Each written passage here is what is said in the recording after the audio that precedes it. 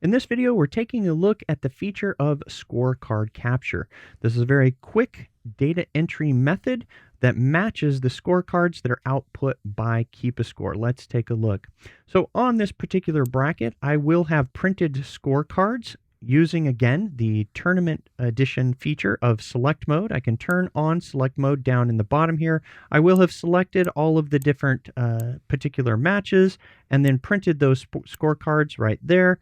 Once the scorecards go out, I am able to have those come back in, and when they come back in to me as the data entry person, I want to be able to match this format. So in this particular example, we can see that this is a team-based event, commonly known as, or MLP popularized this, where you have a men's double, a women's double, and two mixed doubles.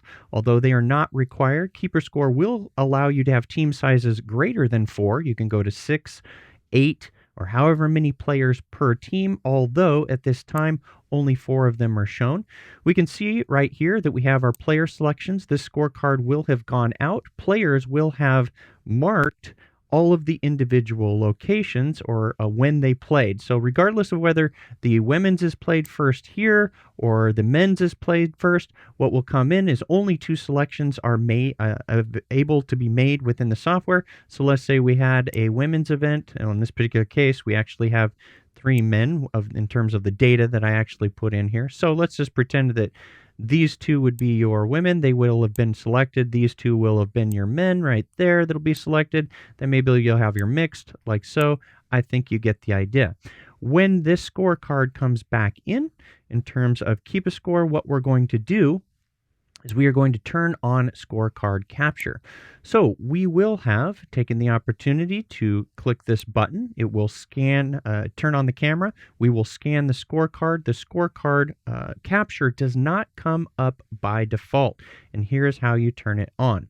With a particular game selected, and using the tournament edition, I'm able to use the tournament tool or the event tools, and we can see the option right here of the scorecard capture. So if we select this option and we turn on for the scorecard capture to be default, that's what will be the default for each subsequent scan for this particular event, actually for as long as you are using it on that particular device. So I'll select the scorecard capture. That comes up. We can see the option, which is right here. Use when scanning. So if we turn that option on right there, that means that every time that we make a scan, turn it on, every time that we now scan a new scorecard that comes in, we are going to get our selection method here where we actually are able to say it's these 2 right here.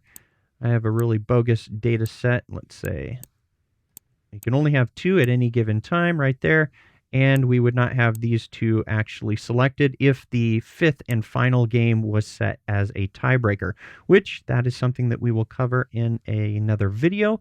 But you can see right here, I'm able to click submit, and that will submit all of those scores for all of those different games in that particular match.